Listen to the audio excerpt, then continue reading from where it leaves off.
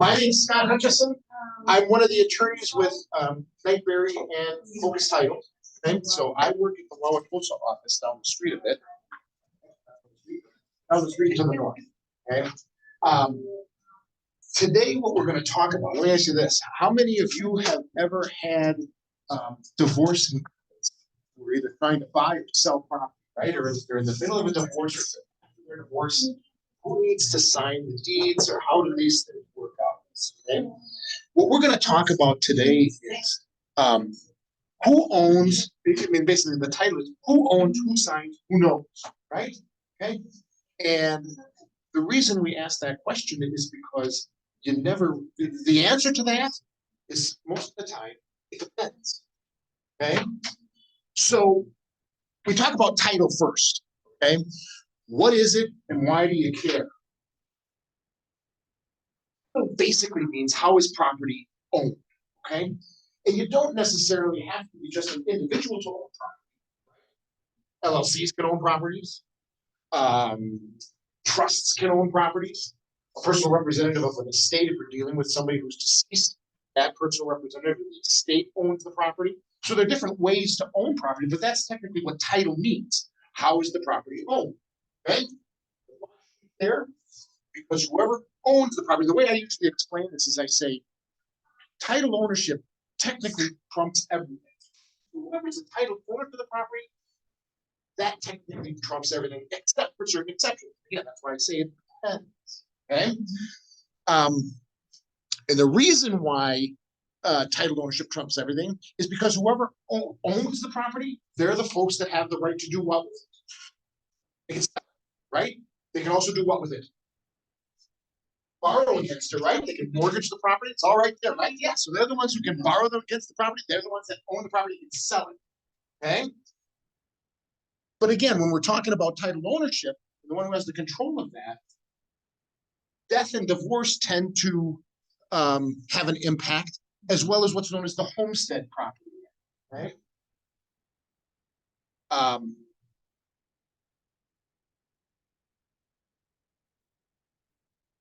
Yes. So title ownership really dictates what happens to the property or what the person can do with it in the event of a death, divorce, or if the property goes into bankruptcy.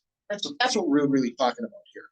What we always ask, our first question we'll typically ask when things come up is, title people always want to know who owns the property. That's where we always start. Anybody recognize that guy? Okay. Can anyone name a movie that he was in? Come on.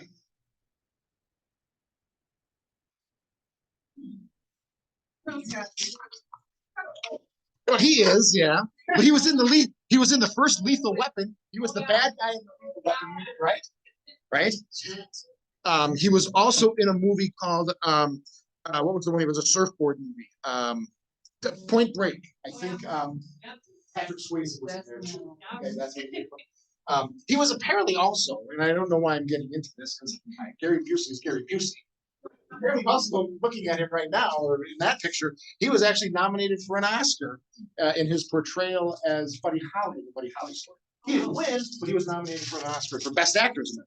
But anyway, what we call this part of it is just a prelude or the preliminary to the test time. Okay, so there will be test time later on, but nothing will be graded. And what we're going to really do here is this part of it is if Gary Busey is alive, okay, what are certain situations, and we're going to get into all of these, we're going to discuss this type of thing to be able to answer these questions about Gary Busey while he's alive, and what happens if he sells the property, if he's divorced, single, things like that, okay? You know who that group of folks are? Right? We all know them. This part of the question, this is also going to be part of test time as well. But here what we're talking about is Kenny being dead, okay? Who owns the property? Who can sign the deed, okay? Kenny does die all the time, didn't he, in the South Park things? Okay, so who gets to sign the deed if Kenny or the person in the last vested owner of the property is deceased, okay? And then these are different scenarios of who the property owners might have been. So we're going to discuss all of this type of thing and talk about who signs those deeds at that point in time. Okay, so there are four most common ways that people can take title of the property in Wisconsin. Okay, first one, tenancy in common. Second one, joint tenancy. Third is a survivorship marital property. And the fourth is as a life estate. Or some people, I mean, life estate is one way, and that's very similar to what the state has now drafted, transfer on death deeds. I don't know if you've ever seen one of those, but that's that fourth way. So life estates and transfer on deaths are relatively similar. They have different impacts, but they are relatively the same. So, and the answer to this question is also right at the bottom. First thing we always do is we say, how do you know how title is vested? Okay, just look at the deed. Right? So our first batter up here is the tenancy in common. And we call this one the default. The reason that it's called default ownership is because that's what the statutes tell you. Okay? So if title is not held in a joint tenancy or survivorship marital property, joint tenancy and survivorship marital property are very similar in that joint tenancy typically deals with two people who are not married. They want to take title. Survivorship marital property basically deals with folks that are certainly married. Okay, and that's how they would take title. Statutes apply to those who are married versus those who are not. Okay, so the statutes say if the property is not held as joint tenant or in a survivorship marital property, it is automatically it defaults to tenancy in common. Okay, so the characteristics of a tenancy in common. Each two or more people in a tenancy in common, they all have an undivided equal ownership in the property, regardless of whether or not one person puts in 50%, the other person puts in 20%, and the third person puts in 30% if there are three people who own it. Doesn't matter if there are two people who own it and one puts in 60, the other puts in 40. Okay, that applies with respect to getting cash out if that's what it is. Okay, when it sells. But as far as the statutes are concerned, it doesn't necessarily matter what percentage of ownership you put into it. The statutes say the owners have an undivided interest in whatever their share of the property is equally. Okay, and it doesn't mean you take your piece of land and you divide it. My third, this is your third, this is your third. Everybody owns that 1/3 interest of the whole thing. Okay. On death in a tenancy in common, okay, this is where it gets a little bit different. The property is held as tenancy in common. When one of the joint tenants or one of the tenants in common passes away, their interest in that property has to go through probate to get it to the survivors. Okay, perhaps the survivors, or according to what their estate plan says. That's what tenancy in common does. Our second batter up here is the joint tenancy. How do you create it? Simply by placing the language on the deed. Remember, there is no specific language on a deed that would create the joint tenancy. It's a tenancy in common. So when people are drafting deeds and they want to take title as joint tenants, okay, they have to, in essence, state it that way. So two unmarried couples or two unmarried folks, they want to take title as joint tenants. They would have to specifically state it on the deed.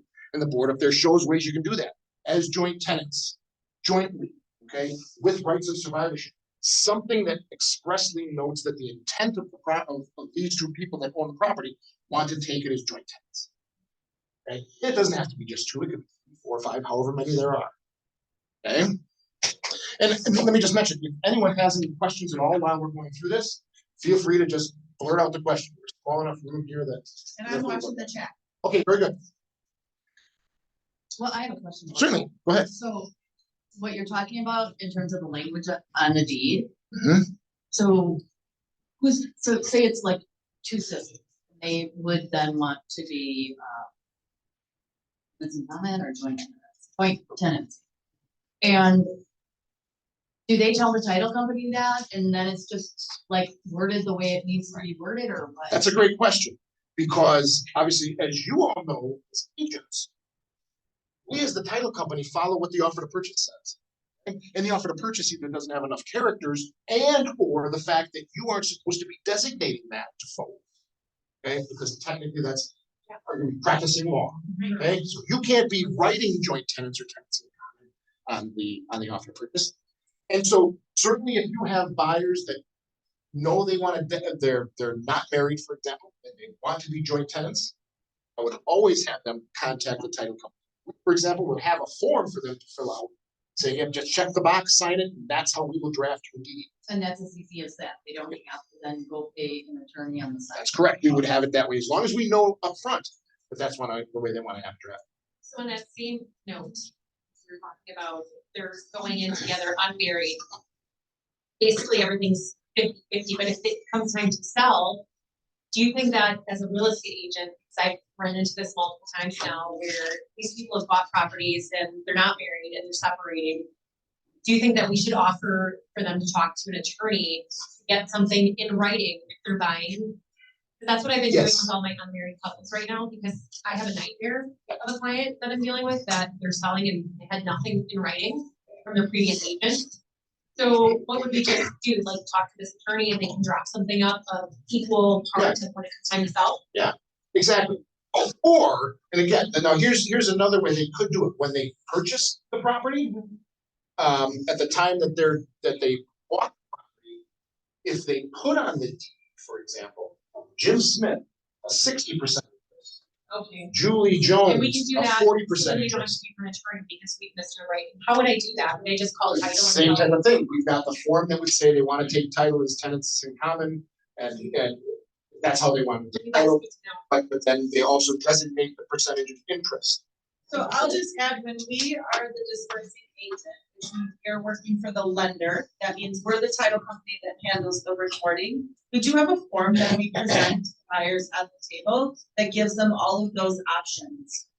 Again, not that we're providing legal advice, but we're just simply saying, hey, just so you know, there's nothing on here now. Here's what your options are. You can choose to do nothing, or you can read this over and pick one of those.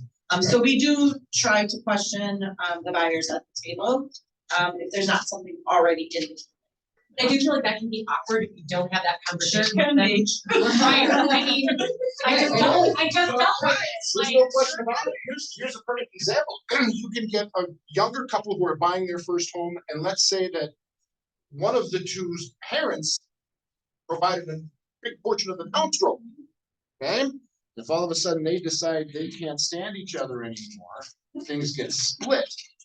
Okay? Or if one of the two, or if that person passes away, do they really want the property going to the survivor, and mom and dad being basically out there majority of the downstroke thing?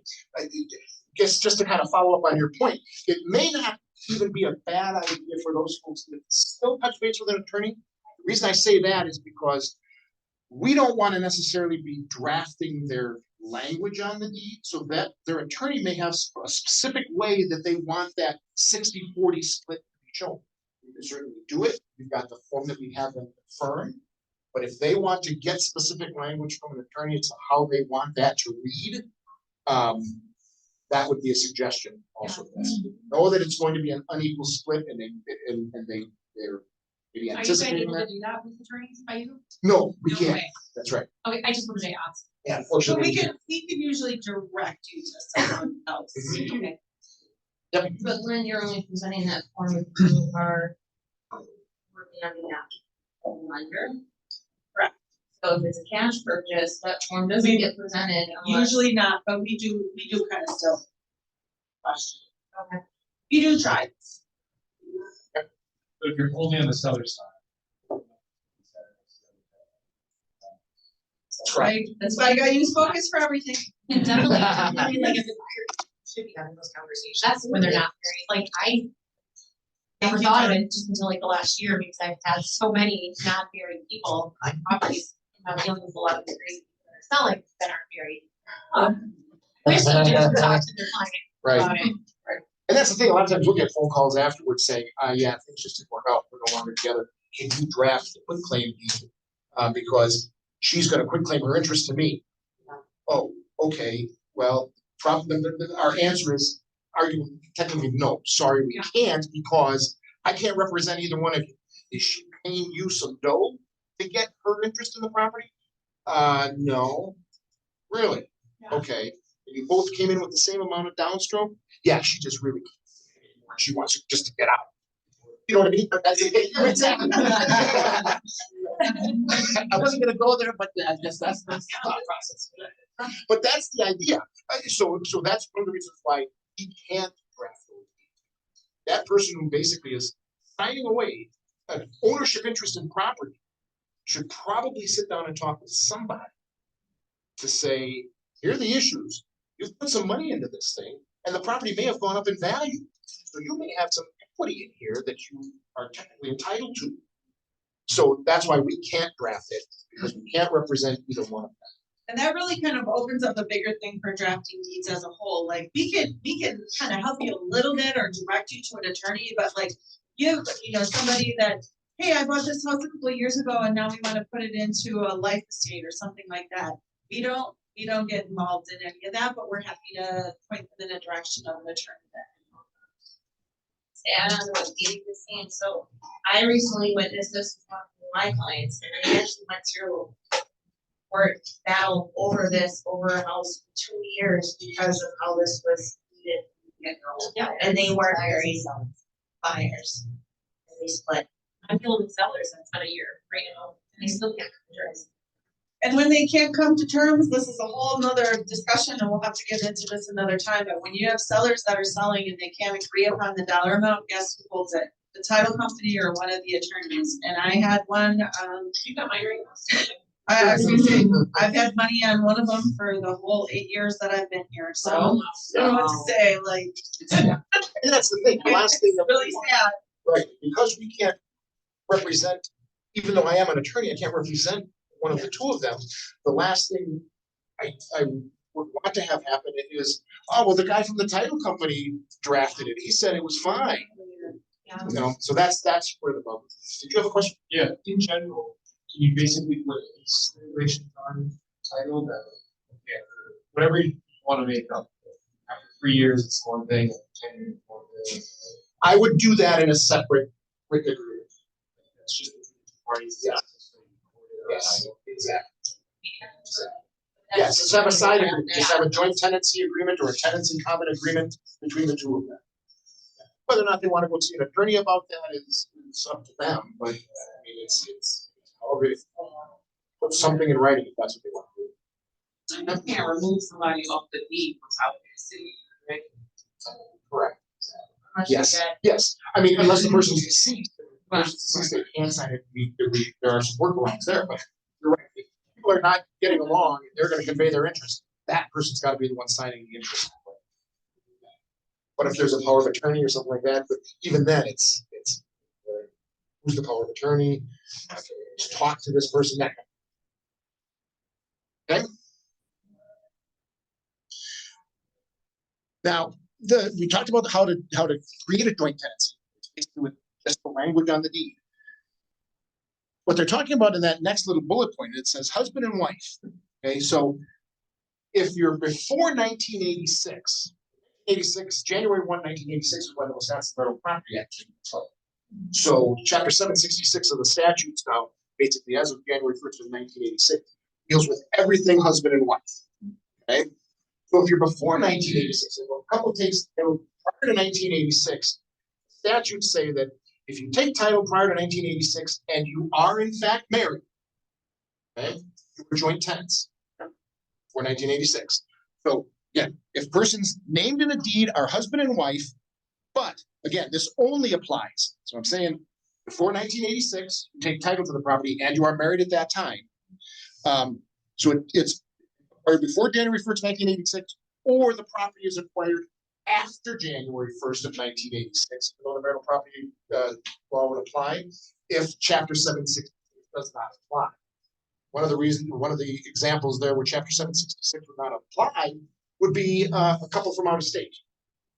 Okay, a couple from out of state may have been married before or after January 1st of 1986. Okay, in that case, if they take title after January 1st of 1986 and they are in fact married, Chapter 766 wouldn't apply because if they live still in Illinois, for example, they're married, but the Wisconsin Marital Property Act does not apply. So if they take title and they are in fact married, after January 1st, if they're non-residents of Wisconsin, it would still be a joint tenancy. Okay, so January 1st of 1986 is kind of the cutoff. They buy it before January 1st of 1986 if they live in Wisconsin and they are in fact married, they become tenants. After January 1st of 1986, it would all on those two factors. So what we're go back here. So the characteristics of that joint tenancy, same thing, are very similar to a tenancy.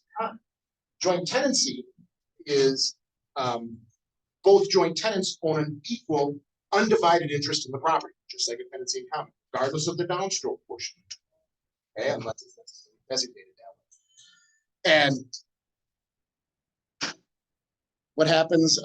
Why is joint tenancy? We call the joint tenancy the probate hater.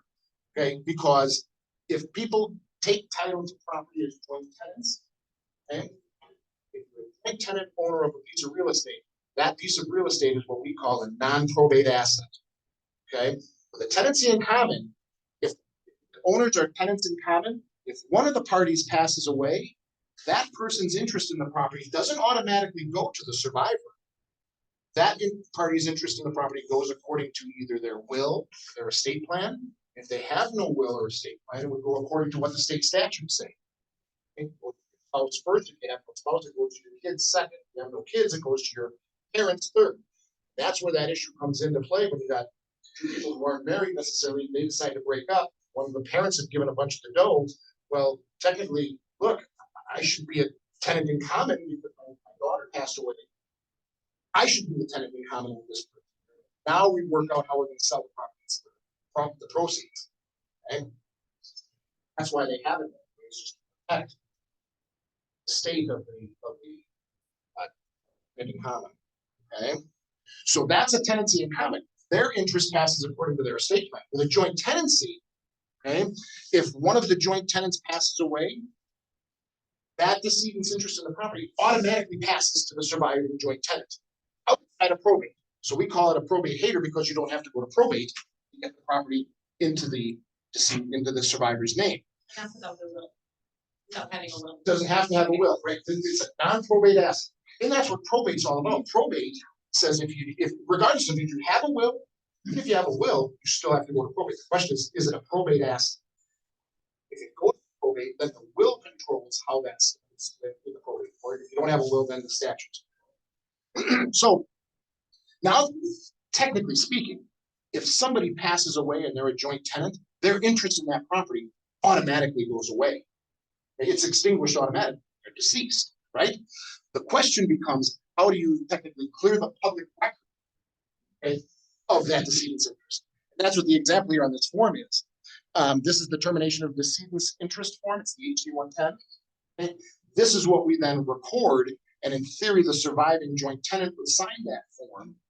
Okay, and this box that they've got circled is the one that gets checked before recording because it's real property in which the decedent was a joint tenant or had a vendor's interest in a land contract, for example, or a life estate.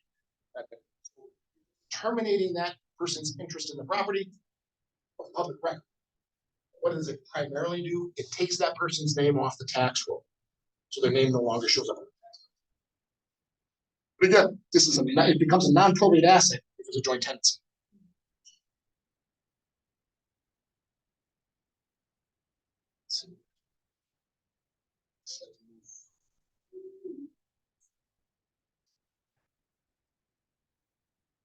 I do.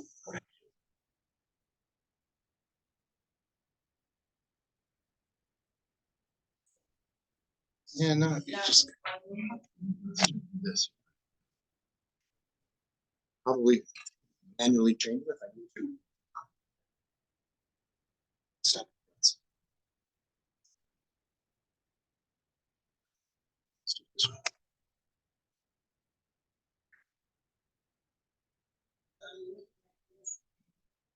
Sometimes I just use this Oh, the space bar, is that the one?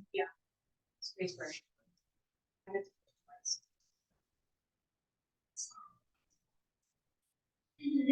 That's not an issue, is it? On the Zoom, right? Hmm, What about that where it says at the top, you are screen sharing, there's a little red dot next to it or something? Oh, no, that's. I don't wanna click it. Oh, There we go. Third batter up here. Survivorship marital property. So again, we've already, of the 4 ways to take title in Wisconsin, we've talked about tenancy in common, we've talked about joint tenants. This is the 3rd way here. This is survivorship marital property. Very similar to the joint tenants of unmarried people. Survivorship marital property really is just that for married people. So you create survivorship marital property. Well, you get married and you buy a homestead, right? Your primary residence. That's what homestead says. A homestead acquired after what we call the determination date. Okay, so a couple acquires a homestead, which is their primary residence, after their determination date in Wisconsin. Okay, and it's held exclusively between the 2 of them. There's not a third party that also has an ownership interest. Their interest in that property is what's known as survivorship marital property. Okay. The determination date is basically the last of January 1st, 1986. Okay. The date you get married or the date you become a Wisconsin resident. Okay. So that would be your determination date. what is the definition of homestead? Homestead is your primary residence. That's what, Primary, okay. exactly. So It has nothing to do with being married or not, it's just homestead is your homestead is, primary. where do I Okay. live? Where do I live? As opposed to a second home, cottage up north, that kind of. Okay. So for non-homestead property, okay, if the property is non-homestead, second home or a cottage, technically you have to create that intention to make it survivorship marital property, because that's what the statute says. The statute 766 says, look, if you're married and you take title to your homestead, it's survivorship marital property. But if it's a second home or something like that, it's not necessarily survivorship marital property. So the argument is, how do these people need to take title of their second homes and things like that? We usually suggest, at least a lot of attorneys would suggest, ensure that the deed reads. That's what they want to do. If they want to have that survivorship interest, they should definitely be taking title at survivorship marital property. What if, Yes. what if they had this prior to marriage, now they're married, and they get divorced? It's not from the 50-50 state, would they still be entitled to 50% of that homestead, that non-homestead, because it was like a cottage up north? Okay, they they both have bought it like that. together. They No, bought it. no, say like one person bought it prior Okay. to marriage. Yep. They get married. Yep. Married 20 years. Yep. Get divorced. Yep. With Wisconsin being like 50-50 state, would that be considered part of the joint?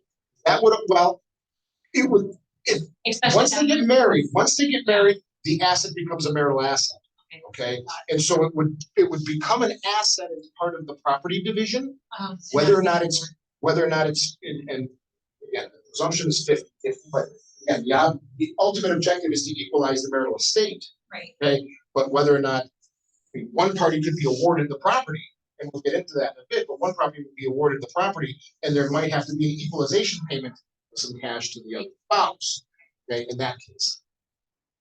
But what we're talking about here is, again, if it's non-homestead property, I would suggest that they always make the intention to create that survivorship interest, or technically it could be argued as a common. If one person passes away, you'd have to go to probate to get the property into the other person's name. And you just want to try to avoid that. Okay. And again, down here, if property is held as survivorship marital property, same termination of decedent's interest forms. If one of the spouses passes away, how does the property get moved into the surviving spouse's name? The same form, but it's the other box that's checked because that's the one that specifically says that it's surviving. Yes. Contrast to what you just said, this is really all about. This section here The is divorce section, divorce scenario, it's all. right. Really just. Died. Yep, that's correct. That's correct. And divorce basically creates the entire new ballgame of how things. Okay. And again, there's the little example. It says you've got a second home, and if the vesting deed just states Dick and Jane, then technically that tenancy in common could be there, even though the statute says that if this is my homestead property, we would be survivorship marital property. It's it may not be. Right? And when I was practicing law, it didn't matter to me unless they specifically had a marital property agreement, or if they wanted to take title a different way. If they were in Wisconsin and they were husband and wife, my suggestion to them was, I don't care if it's your homestead, I don't care if it's a second home. If your intention would be that you want your spouse to get the interest, survivorship marital property just eliminates everything. And It's like I know, like we all work with Wisconsin practice, but like, is this like, are these joint tenants and everything, is that like? Are that in other states? For sure. Just that it's Yes. marital properties here. Yep. Okay. Yep, the joint tenancy and the tenancy in common type scenarios are always. Now again, and just one other thing to point out, when you're drafting your offers, you would just have husband, wife, husband's name, wife's name, right? They don't designate anything. That's the same thing that we're saying about here with respect to in Wisconsin. Even though it doesn't say husband and wife or a married couple after it, if you're married and it's your homestead, it's survivorship marital property, regardless of what you put after your names, unless you designate otherwise. Okay. Is common law still a thing where they've been together for so long? Not in Wisconsin. I don't know what states have it, but in Wisconsin, it's not, it doesn't work. And our fourth header here is really the life tenant. Okay. Now, whenever someone does a life, has anybody ever heard of life estate interest in a property? Okay. Usually we see this come up in situations where mom's the surviving spouse. Mom's getting older, but mom still wants to stay in the house. Okay. Can still live independently, can still drive, but they want to do some estate planning. So what they do for mom is you do something known as a life estate. Mom then deeds her interest in the property to the kids. Okay. And then down in the right underneath the legal description section, there's language typed in there that says that the grantor, who would be mom, retains a life estate interest in the property, which means that mom still has an ownership interest in the property, and so do the two kids. Okay, and mom can stay in the home and be there until she passes away. The kids cannot kick her out of the house. Okay, they can't deed the property and sell it without mom signing. She still has an ownership interest in the property. Okay? So that's the life estate scenario. Okay, mom stays in the property as long as she can, and when she passes away, then the property automatically would convey over to the kids.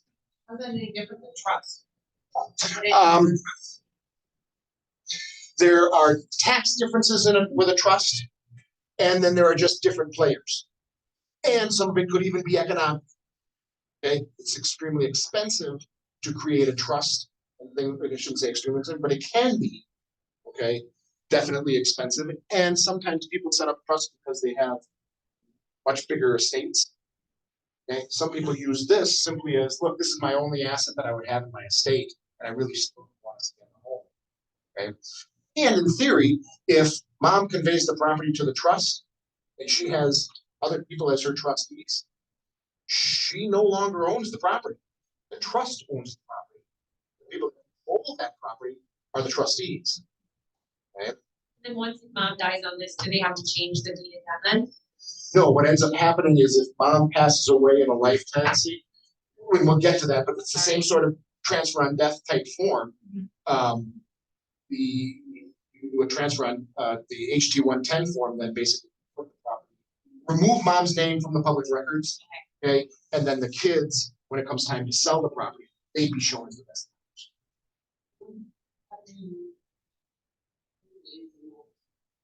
A deed, just be a quick claim. Mom would deed her interest in the property to the kids. The important thing about that is you gotta have the language in that deed that specifically says that mom is maintaining a life estate interest in the property. And if it doesn't have that language, it's not a life estate. Just in Wisconsin, or is this like? There are life estate interests, I believe, nationwide. They may be handled differently. but I can speak, I mean, I can only speak as to this. Yes, ma'am. So under life. State. Kind of- Yeah. Does the person have to die? Let's say mom's living in the home and now she can't live in the home, so she's going to a nursing home. Mhm. And now the kids are like, well, we need to sell the house. Right. In order to pay for mom to live in a nursing home. Right. Does something else have to happen then? Yes, Yeah, Great there was question. actually another question in the chat. Yeah. Can somebody still be alive? yes, that's a great question. And it typically happens, okay? A lot of times mom will pass away and they will just transfer the interest in the property. When the property is sold, the proceeds must be split amongst all three of the people. So if you got mom who passed, you're right, let's say mom's moving into a nursing home and we're gonna sell the property, okay? The sale occurs because mom and the two kids have an ownership interest in the property, all three of them have to sign the deed. Okay, the property, mom's got to basically convey her life estate interest in the property, and the kids convey their remainder interest in the property to the buyer, okay? The proceeds, because mom's alive, mom's life estate interest has a value, okay? And the value of mom's life estate, because a lot of times people create the life estates and then they think that the kids get all the money. If mom's alive, technically they don't get all the money. Mom's estate, her interest has a value, and her value is based on her age, his or her age, and there's an actuarial table that is created by actuaries. Okay, but there's an actuarial table that will give a percentage of ownership interest based on a person's age to say this is what mom's life estate interest is worth. Based on that percentage value, mom would get that percentage of the sale proceeds. Kids would get remaining value. Sure it is. Sure. Or yeah, probably the person. Based on actually the result, actually. Right, and again, now typically the idea here, you're correct, and that's obviously an observation. But usually they do this because they expect that mom is not going to outlive the need to go to. Okay, and if he does pass away, then obviously all the money goes to the kids when they sell the property. You do the interest form, report that. The kids now are the owners of the property. They sell it, they get the proceeds. And the kids could just get money from mom. That's usually the way it works, is the money would go to the kids, but the understanding is, mom, we're gonna certainly use this money to pay for it. Yeah, we all know that. Oh, there are. So would that probably be a stipulation somehow? Yeah, and again, if they're gonna do a life estate, something like this is something after mom has owned the property for years and years, she probably has an estate planning attorney and they probably got it all squared away. Correct. That's how it works. Can I ask something about that? Is this like, I guess it's really complex, and I'm wondering if, like, do we, I'm not asking if we need to know it, but like, at what point do we get involved in this knowledge Right. that we now have Right. becomes critical, or is it just, are we just learning today? This, what I'm doing is introducing life estates and things because there might be people who have not heard of them before. And so some people might say, if you're working with sellers, who might be the kids, and they might think, well, mom has a life estate, yeah, but mom gave it, she ceded the property to us. Okay, and you might be dealing with the kid who have signed the listing contract and contracting to sell the property. Well, we would get the title when the title comes in, okay, the order comes in from us, from the two kids, in theory, we'd look at that, we'd see the deed that's of record, the last deed conveying and then retaining the life estate interest. That's where the question would go. You'd say, hey, wait a minute. The kids signed the listing contract, they're the ones that accepted the offer. Is mom still alive? Well, yeah, mom's still alive. Well, mom still has an interest in the property too. Someone should sign the listing. Mom contract. should be signing the Or do listing a quick contract and the empty. offer, unless there's a power of attorney in place. No. That's right, so usually, I think from a practical standpoint, when something like that comes up and mom or dad go to the nursing home and they're no longer able to sign on their own, then that's usually defaulted to a different like power of attorney. Yep. And so, But you're correct, I'm not disputing you at all, but there are circumstances where mom is living relatively well independently, and she just gets tired of having to do Right. maintenance and stuff like that, so let's just sell it. Yeah. And if there's a life estate interest in play, yes. How do we stick with the life tenancy deed? And Well- just concept? Let me go back. Does mom have to sign the listing contract? I mean, Anyone can. exactly. It's whoever the one is willing to pay the commission, right? And that's ultimately what, but mom doesn't necessarily have to sign the listing contract. But, and she should be a part of the contract. Because if mom's alive, she hasn't signed the contract, she has an interest in the property. Okay, and whether or not you have a valid contract in that. When you say the contract, Offer, The offer. yes. Yeah, and kids could just sign the list. It's- And then mom and the kids just You don't just sign the sign it. offer. Yeah. And again, something like this may not come up until after the title committee's out and the title folks are raising questions. Why didn't mom sign the offer? Okay, and what would we end up doing? And it's really a relatively simple fix, you can do an amendment or a notice or something. Whatever you think would, to have mom sign, just saying, I'm joining as a party seller, But I think, to basically to convey my life savings. Like Rachel's question, in my opinion, the answer is, this is all just enough awareness and, to ask these questions, see red flags, see, have an awareness around it, but we're definitely not expecting you to remember any of this to the point where we're telling you this. Right, and my you first thing is always like, oh, you have a unique situation, or maybe it's not unique, whatever it is. I'm gonna hook you up with my title person, and that's exactly. always how that goes. So like, I'm just saying. No, we have a tendency to get caught up in a lot of this, Mhm. but Yeah. maybe we don't necessarily like, Yeah. maybe the best thing to know is that the title company can answer all We- these questions. And now we can, but I mean, It's also a benefit to us, but say, we have a copy of the deed, we're doing our appointments and getting that to you as soon as possible, they get the discount, you get the opportunity to review it Right. earlier, and then we can get ahead of the issue. Title exact same thing. Right. Two separate. You just list My Yeah. prior title. the prior title policy, May not necessarily show. it may show, if the deed A life gets estate. recorded, the final policy should have that life estate interest noted in the final policy of investment. It should. If it's set up as a life estate. But again, I think the reason that we're kind of pointing this out, and I agree with you, that, basically just let the title folks have it, but, we have run into scenarios where you're dealing with kids that are ornery, saying, Yeah. well, what do you mean, why does mom have to sign this? Yeah. Because again, there are some Yeah. kids that are trying to backdoor mom, do the unsavory thing, and that's not good.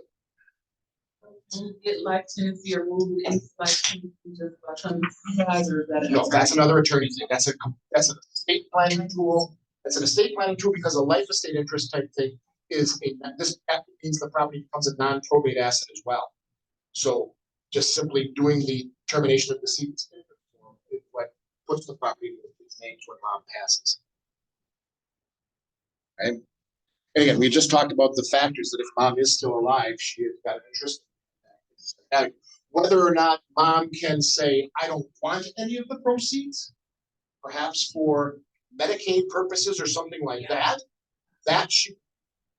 and if after talking to their attorney, they make the determination that yes, it's fine, you can say that the kids get all the proceeds. We would have a proceeds distribution form or an agreement where mom and the two kids would sign saying that kids get 100%, mom gets 0. Okay, but we would say, look, there's a life estate interest here. We want to make sure that they have talked to their attorney and we've got confirmation that that's how they want to do it. But there is a way that mom could just say, I don't want any of the money. Let it all go to the kids. Okay. And then the transfer on death. This is very similar to a life estate situation because it would be a non-probate conveyance of the property. The difference is that when you do a transfer on death deed, okay, mom does not lose interest in the property because the transfer on death deed says that I own the property, and when I pass away, I want the property to go to Tim Smith and Sally Jones. That's what I want to have happen with the property. Jim Smith and Sally Jones do not become owners of the property until mom dies. Okay? Mom can change the designation. She can say, I don't like those two kids anymore. I want my next door neighbors to have the property. She could do a new transfer on death deed, which basically X out the old one. It may certainly raise some questions as to whether or not the next door neighbors are feeding her some booze or something like that to get the interest in the property, but who knows? I'm just saying that the grantor or mom still retains complete control of that property until she passes away. She has the right to change that designation anytime she wants. Okay? So the transfer on death beneficiaries, the kids have no interest in the property at all until mom passes away. No probate. This is a non-probate situation as well, right? And then it says here, before the owner's death, the transfer on death beneficiary does not need to sign any conveyance documents. It's not entitled to any of the proceeds. So, place like this, if there's a transfer on death deed that's been recorded, mom has said, when I pass away, I want this property to go to Jim Smith and Sally Jones. Mom can sell the property then, a year later, if she wants to. And the kids, like a life estate situation where the kids would have to sign the deed as well, okay, along with mom, the kids don't sign the deed here. Okay, they don't have to because their interest doesn't come into play. The transfer on death scenario, mom would be the only one signing the deed to pay the property. So just to clarify, transfer of death, if, mom gives to neighbor, but then changes her mind, does neighbor have to sign anything? Nope. Or do they even get notified? They don't have to. Okay. They don't have to. It would just be a shock when mom dies and now new person. Oh, that would probably raise some. Yeah, there may be some litigation that might stir up after that. Who knows? I don't believe there's a statutory requirement to notify the transfer on death beneficiary that their designation, that their beneficiary interest no longer exists, is now moved to somebody else. As a realtor, we have the transfer of death situation. Sort of curious to know the person who sell it. Great question. It's technically 120 days from the day the person passes away. It's 120 days from the date of, I think it's from the date of death. Okay, so you're right. That's a great point. Now, what we will do a lot of times there is we may look at it and say, is it 120 days from the date of death? I believe that's what the statute says, as opposed to 120 days from the date of death. He is. There is a waiting period of 120 days. Right. And so if they sell the property inside of that period of time, we may look at that scenario and say, okay, who are the kids? How many kids are there? If there were only 2 kids and they consent to waiving that 120-day period, then we might say, okay, yeah, let's proceed. Okay, but That's a question we call title and ask. I would touch base with them because I and a couple of other attorneys in the company would be the initial go-to from the Focus folks to kind of look at this from an underwriting standpoint and see, what we got. But that's a great question because that does happen often. Well, the commitment will start coming out. And we'll say, hey, we're still within the 120-day time period. How close are we to the 120 days? Yeah.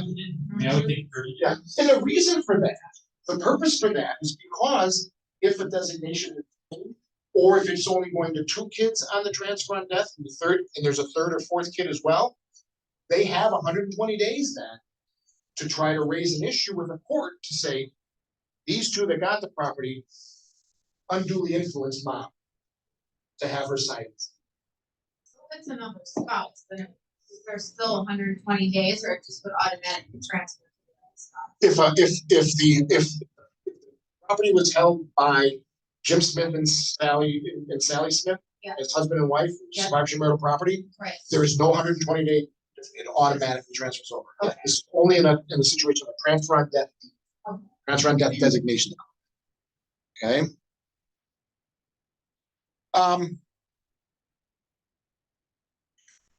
Okay, so now we're to, like, who signs these things? Okay, talked about a little bit of the types of ownership and what they mean, and now we say, well, who's signing? Okay, here's where the ownership matters. Vested owners, and that's what I said initially. Titled interest trumps everything. If you're a title owner, you're signing everything. Okay, if you're going to deed the property and you're entitled, you've got to sign the deed.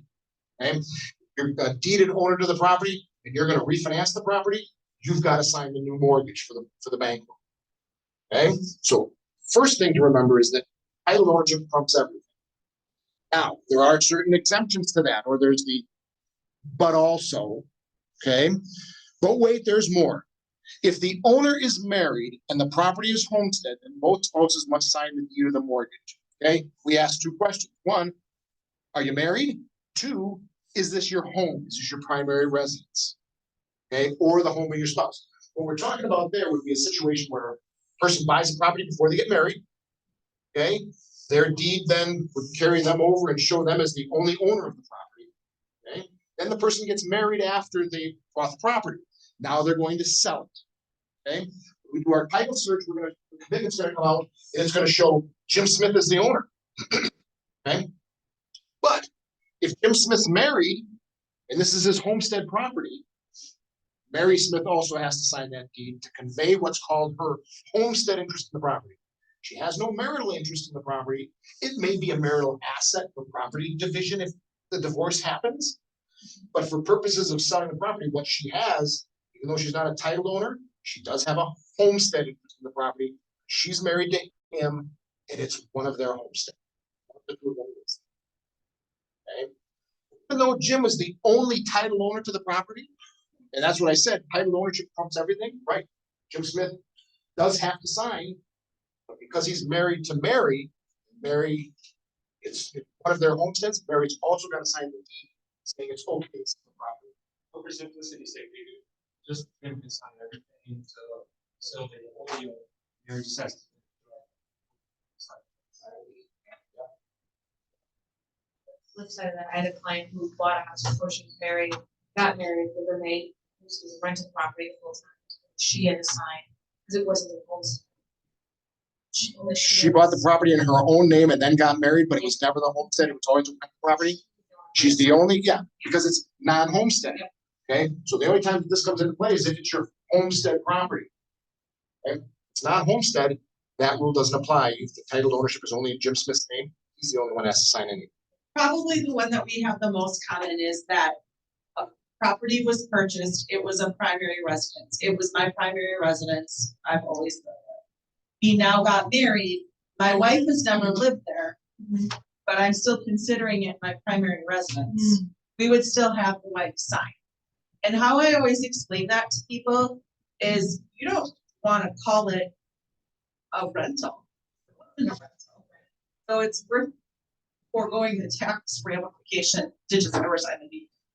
And then there's usually no argument.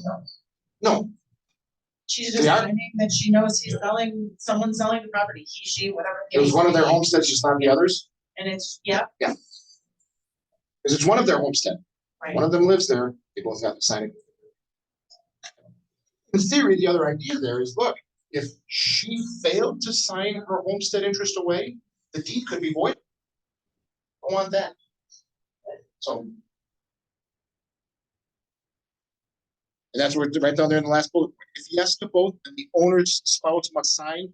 Failure to get the spouse's signatures, bad news, right? It can invalidate the deed pursuant to 70602.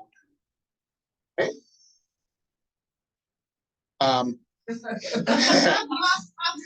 Oh wait, there's more, right? Okay. So now we're talking about divorces. If a divorce is pending, okay. If the divorce is pending for all property, okay, during a pending divorce, both spouses have to sign the deed. Okay. Not just homestead, both spouses have to sign the deed. And the reason for that is, even though it's not homestead, is because if there's a divorce that's pending, okay, as soon as a divorce gets filed, the court enters an order to the docket that says, okay, you two, either one of you can sell anything, can squander anything, you can't hide anything, you can't convey assets, you can't convey it to your brother just for a while until the divorce ends, that kind of thing. That's the court's order. So in order, if the divorce is pending, what we would say is, look, if you're going to sell the property, then even if it's not homestead, we're gonna want spouse to sign the deed. Or if there's a situation, if we wanna talk about it through the underwriting, we can at least get spouse's consent. That she's okay with the sale of the property because it's not homestead. If it's homestead, they both have to sign. If it's non-homestead, really like to have the spouse sign the deed. But perhaps we could certainly talk about a situation of maybe just having her consent, because that's what the court order says. We either have to have both of them sign, we've got to have consent of the non-titled spouse, or a court ordering this. Okay? If the divorce is completed, they're both single people now. Okay, so what does the divorce decree say? Okay, typically, if the divorce says that look, the property is going to be sold and they're going to split the proceeds. Well, if they're single people, well, they're both still title owners to the property. They both still have to, right? If it was a non-homestead property and the divorce decree just says he's going to sell the property or the property is going to be sold and they split the proceeds, it's non-homestead, he's a single person. And a single person can sign the deed on his own or her own. Okay, but again, the proceeds may have to be split equally depending on what the divorce decree says. That's, so this dealing with a situation that I've been dealing with for a year. One, this family owns the property, they're not married. Boyfriend, girlfriend. They split up, neither of them live in the house. We've been trying to get it to market for about a year. They can't come to terms, I gave them an attorney, but one really wants to sell. What if one signs documents and then everything is sit until like your trust? You guys, those who get on the market, both people have to sign that listing agreement. Well, the listing agreement, I think, is completely different than the offer to purchase. Again, I think So we could list I the think under property, your get it on listing the rules, market, whoever- and then once we have the funds, it would just sit in the trust account basically until they can have something from an attorney. From that standpoint, I guess I would, with respect to the listing, I Yeah. have you just make sure that you swear with your brokers here. Okay, I mean, from that standpoint, but the way I look at it is if only one of them wanted to sign the listing contract and sign what else? Like an offer that came in? yeah. Well, how long is a buyer gonna sit and wait for this to perhaps get resolved? You know? Now you're stuck. Yeah. Again, I would, again, I would make sure that your office has that Yeah. rule okay as well, And I would, especially under these circumstances. we've been just dealing with it for a year, and Yeah. it's like they back and forth, they come to an agreement, or it's time to agree, they don't agree. Right, but assuming you have a listing contract and even then, you get an offer that comes in, who's gonna wanna hang around long enough to see if they end up ultimately coming to grips? We were just hoping that if she saw the dollar amount, she would be like, Perhaps. great. It's done. Right. Does she have to sign any properties? She would, she'd have to be involved. I don't think you ever have to know that they're recently divorced by. We would see it. Okay. We'd see it, because when we do our search initially, we will either see that, because that's one of the things we check, if divorces are pending. We'll either see that it's pending, and if it's pending, we're gonna wanna see a copy of the marital settlement agreement, if there is one already in place. And if it's a final divorce, we see that because we can look at the document. In which case, we'd also want to see the marital settlement. Because we wanna make sure that if there is an equalization payment that's due on the sale of the home, or within a couple of days, however many days of the divorce, that it's being paid either at the closing, that kind of thing. We would see that. I have a random question. So if someone was divorced, it was like 10 years ago, do you still look at that then?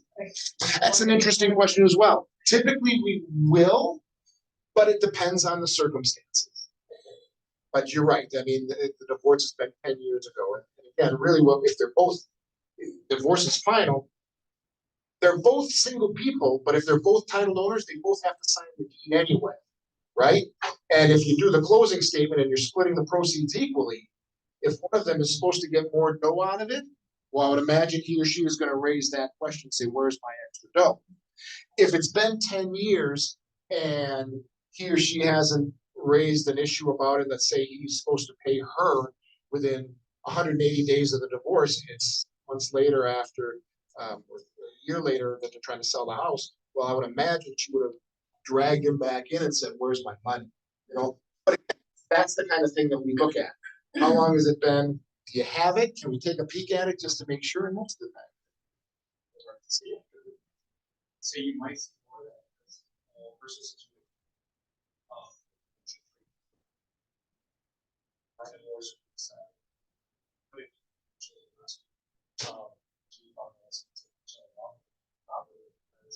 sense. So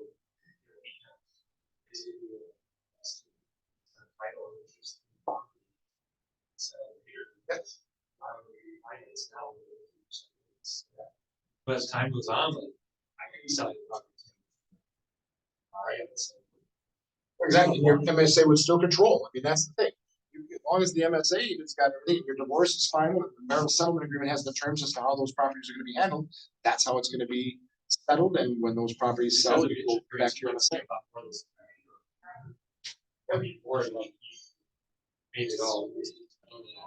And that's and a court's certainly not going to say, well, we're going to just sit and wait. We'll keep it in court until you sell these properties. No. Let's put it on paper. You guys figure out how you want to do it. People, they're separated or they're divorced? They're not married. They were never married. Oh. They were never married. Were they joint? I don't know because I didn't help them buy It's the probably property. whatever the deed. It was at whatever the default was. And he put in more money than she put in. He put in 60%, she put in the remaining. Now she wants 50% of the proceeds. And he's like, no, I'm not giving you 50% of the proceeds. So Yeah. it's Technically- No, like there's no divorce attorney involved. there's no divorce, Settled. but I did give them an attorney. Yeah. But like 1 minute they'll agree to something and then he flips out and changes his mind. Yeah. Like the house has been vacant for a year. Nobody's living in it. And it's a beautiful lake property. And that's the issue that you have. If the deed just has their names on it, the deed arguably controls. So moving on here, we say, okay, who else signs? Can ghosts sign the deed? Right? Can ghosts sign a deed? It's not a trick question. The answer is no. Ghosts can't sign. Deceased people cannot sign documents, right? Okay. So how do we get them to sign? If the owner is deceased, we ask, how was title held? Okay. Is it a joint tenancy? Is it a tenancy in common? How can we work this?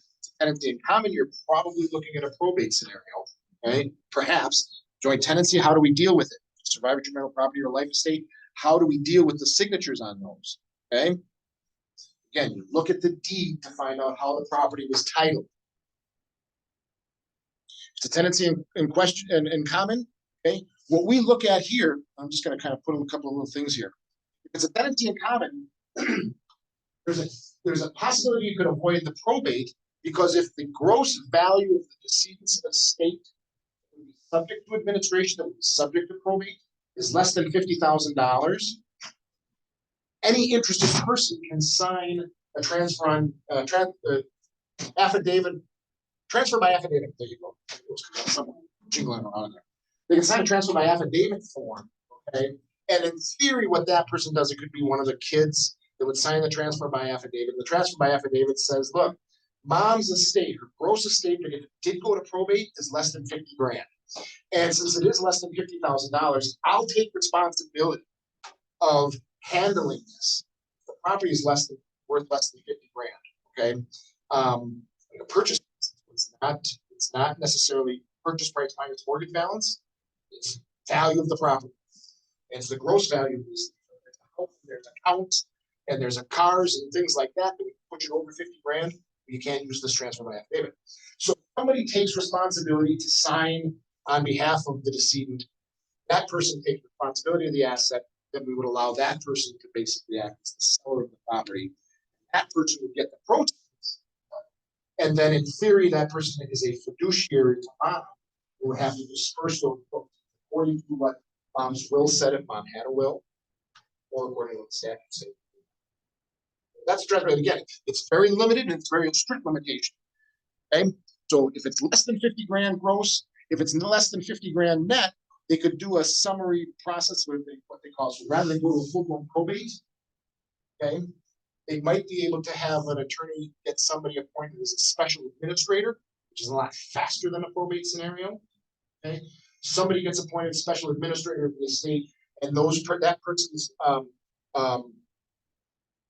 responsibilities or abilities are very limited to what what's basically in the letters of special administration. This person's authority is limited strictly to the contract of sale, the sale and the closing of the property located at. Okay, and so that person would act as special administrator, be assigned the deed as special administrator of the estate, just to handle the real estate portion. Know if that happens, because I'm actually dealing with this right now. It was a dad who passed away, didn't have a will. The daughter who lives here is living in the house. The daughter in Arizona tried to get this property on the market. So we went to probate, he got appointed to an attorney. Can that attorney go and kick out the daughter, give her notice? So we can list properties? I mean, it just started, so we're like waiting for him to get appointed, but. I don't know that if it's a special administrator, or is he appointed as personal representative of the estate? Yeah, he's trying to get appointed of state. The personal representative of the estate? Yeah. Who is the attorney? The attorney is gonna be the personal representative of the estate? Boy, I'm gonna leave that up to the attorney's own, a special administrator though, unless the special administrators, if the person is gonna be appointed special administrator, again, the person's authority under the special administration letters are going to be very limited. Unless those letters of special administration signed by the court also authorizes the ability to evict the person that's in the home, the person will not have that authority. And then the other questions, did the person have a will? Did they not have a will? How are these things going to be transferred? And once appointed by the probate court, now assuming this is not over and above a special administration, let's say it's a $300,000. The personal representative is the one that signs the deeds. Okay. Now we're into test time here. Okay, what we're going to do is just kind of go through a couple of these scenarios. Have you guys got time? I certainly don't want to take up any more of your time than is needed. So if you've got some time, you can just kind of zip through this. Everybody good? Everybody good? Okay, good. All right. So now we're dealing with our friend Buddy Holly. Okay, so Gary Busey is the grantee on the last deed of record, okay, which means he was the buyer of the property. Okay, who signs the deed out? Okay, if Gary Busey is conveying the interest, if he's alive. Okay, if Gary Busey is alive, he's single, who signs the deed? Gary. Just Gary, right? Okay, if Gary is married, and he bought the property before his marriage. Does it? No. Exactly right. So it's all the answer to that one is it depends. Was it his homestead or her homestead? Okay. And if it was his homestead, who signs the deed out when he got married? Both of them, right? If it was non-homestead, who would sign the deed? Just right. Okay. If Gary is married and it's his home, obviously we answered that one. Both of them would sign the deed. Gary Busey's alive and in the middle of a divorce. Well, it depends. Well, I guess it would be both. Yeah. It would be both. We want them both to sign a deed, but again, it's because of that court order, okay, that comes into play. She may be able to just consent to say Just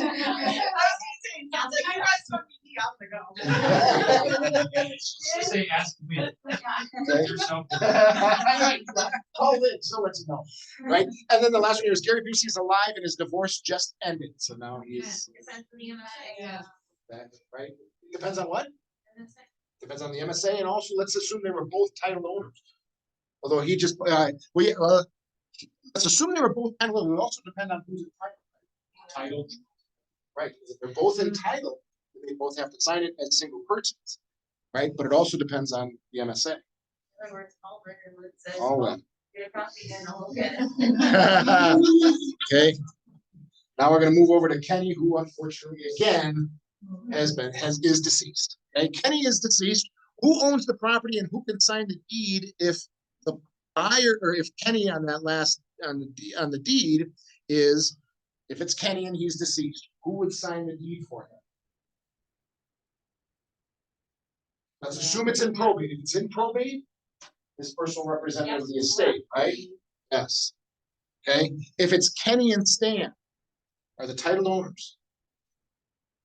It depends. Exactly. You guys are really catching on. This is wonderful. It's like making some sense. This is wonderful. Okay. If it's Kenny and Stan, it depends, right? It depends on what? How they do. how they took title. If they were tenants in common, and Kenny is deceased, does it automatically? No. No. Right. If they're joint tenants, right? It would automatically go over to Stan, and Stan then could sign that termination of decedent's interest form. He's an interested party. Okay, and again, that's what we just talked about there. Kenny and Stan is joint tenants with rights of survivorship. Okay. Kenny and Tammy, husband and wife. Okay, so if Kenny and Tammy are husband and wife, and Kenny is deceased. Depends on how it's. If it's husband and wife, property is Kenny and Tammy's homestead. And they're husband and wife, so it's their homestead. Right, it goes to Tammy, and who would sign the termination of the decedent's interest form? Tammy, right. Well, depending on how long they were married though, what if they were married before 1986? Or They're still joint tenants. okay. If they took title to the property before 1986 and they were in fact married, they would be a joint tenancy rather than a survivorship or a property interest. But same thing. And I think the reason for that is to try to keep husband and wife, if they're married and homestead, is to as a joint tenancy or a certificate of interest in property. Okay, property is Kenny and Tammy's investment property. It depends, when did they buy it? Did they buy it before they were married? Well, let's assume that Kenny and Tammy, husband and wife, are entitled to the property, and it's an investment property. And they bought it together. Yep. They would both have to sign in theory, right? So if it's survivorship marital property, they do the same thing. They do the termination of the decedent's interest form. It would then go to Tammy, and then Tammy would sign the deed out.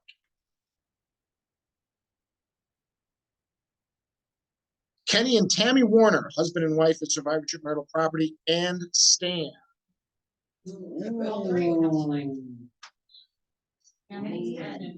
Oh, wait, someone's dead though. Tammy and Kenny is still deceased, right? Kenny's still gone. Then Tammy and Stan, that's fine. Yes, but now if we think about this, all three of them are title owners, right? Yeah. But if you remember, the survivorship marital interest in the property says if it's between husband and wife, and it's their homestead, okay, and they didn't take title with any third person, then it's a survivorship marital property. Since all three of them took title took title to the property, it's not a survivorship marital property interest. Right, but again, there's all kinds of what ifs here. If it just said husband and wife and it was the homestead, That used to be the wife. then the wife and Stan, because he's a title owner, Yeah. okay, because he would have to sign it. Now, they still have. They would, all three of them would have to sign it, but the question then becomes, who can sign the deed for Kenny? They would remove him, because it's husband and wife, okay, so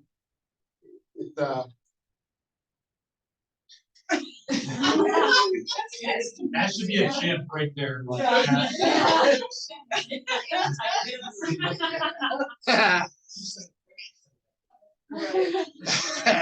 And you removed Kitty after he died. Oh, well, wait a minute, yeah.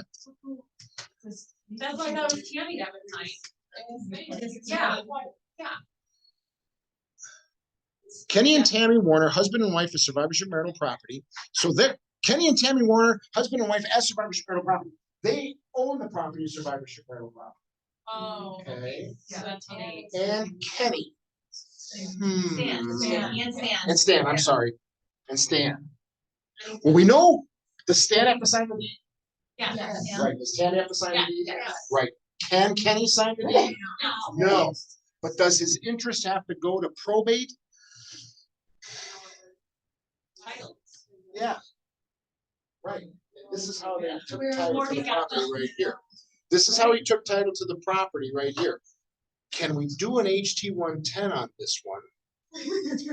I'd like to think if it was homestead property Yeah. for Kenny and Tammy, you could certainly do the HT 110 there.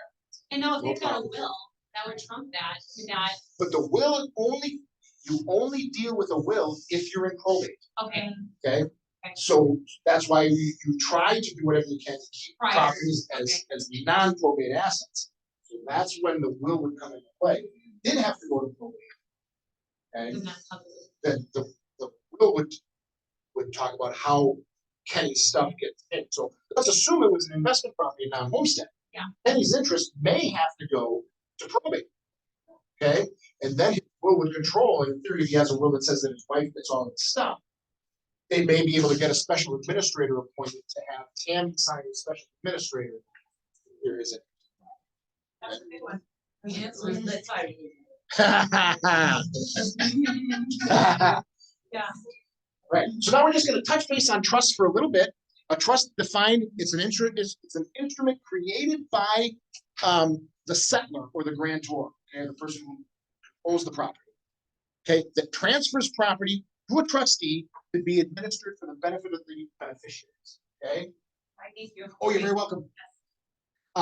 So that's what a trust does. You've got a settler and a person who says, I've got this property, I'm going to transfer it to the trustees of my trust, and they're going to act as fiduciaries to benefit and maintain the asset for the benefit of the beneficiaries of the trust. Okay? In order to create a trust, you've got to have, the settler has to be mentally competent, at least 18 years old, okay? They have to have the intention to create the trust. There has to be a trust intention there. And the trust has to have a definite beneficiary. Kids, aunt, uncle, mom, dad, whatever. You know, they look at it, they say some exceptions, like a trust for a gray bird. Okay. Is that a definite beneficiary? Who knows? Some people may include beneficiaries of their pets in their trust. You know, really interesting. So, I mean, that's basically it with respect to a trust, okay? And when we're talking about trusts, there's a deed then, okay? The person or the settler of the trust would convey the property, quitclaim the property to Jim Smith as trustee of the Sally Smith Trust. Or Sally Smith can convey it, she can be the trustee as well of her own trust. But there's a deed that's recorded that conveys the property into the trust. The trustee's powers are basically listed in the trust document. What can the trustee do? Can they buy property? Can they sell property? Can they sign leases and things like that? And the other thing to point out here is that the trustee does have a fiduciary duty to those beneficiaries. Okay, so the trust can't, if the trustee intends to sell the trust property to himself or herself, that may be avoidable sale because the trustee cannot benefit. Okay, mom is the settler. They name the kid the trustee, but there's 3 kids. The trustee cannot necessarily convey the property to himself or herself without the consent of the other beneficiaries. Okay? So you can't self-deal like that. So unless the trust instrument specifically authorizes that the trustee can convey it to themselves, there's a court order or the other beneficiaries agree. Okay? In most cases, the trustee can convey it to themselves. But otherwise, no. You're a fiduciary for the trust itself or for the benefit of the beneficiaries. And now this last point here is that it used to be when we're dealing with a trust, we would want a copy of the trust document itself. We could look at it. We as the title company could make sure that whoever is going to be signing the deed on behalf of the trust is the actual person who's named in the trust as trustee. Okay? Sometimes one of the 2 trustees initially, mom or dad or husband and wife, they pass away and there might be a successor trustee. We want to make sure by looking at that trust document that we've got the right people there. Okay? Wisconsin statutes were amended a while back, and what it says now is, look, there's something called a trust certification. And so if there's a trust certification in place, it basically replaces our requirement to have to read the trust. We can rely on that trust certification. It identifies the settler, it identifies who the current trustees are, it confirms that the trust is revocable or irrevocable, okay? And it also discloses the trustee's powers and the authority to sell the property, and that it has not been modified, amended, or revoked. Okay? And then we can rely on that trust certification. And we've got that form. You may have seen it already. Focus has that trust certification form itself that a lot of times gets signed by the trustee. The only time that we would actually want to look at the trust, even though there is a trust cert, is sometimes if there are successor trustees in place, we may want to see the trust just to confirm that those trustees are actually true successor. And then lastly, powers of attorney. You probably are very well aware of powers of attorney, right? It's just something where one person grants authority to another person to act on their behalf, right? Generally, the principal, the person granting the authority, signs the power of attorney. The signature is presumed to be genuine if it's been notarized, okay? But still, there can be some shenanigans that go on, I would imagine, right? It's in effect immediately unless the document itself says that it's doesn't come into a play, for example, unless or until the principal becomes okay? And when does it terminate? Death, or if it's revoked. Or, for example, the power of attorney might have a specific termination date on it. Okay? Our power of attorney form that we have specifically is it's very limited to the purchase or sale of property, of this particular property that folks are dealing with. And it's got an end date on it. Typically, that would be the closing date. Look, once that date comes and goes, it's over.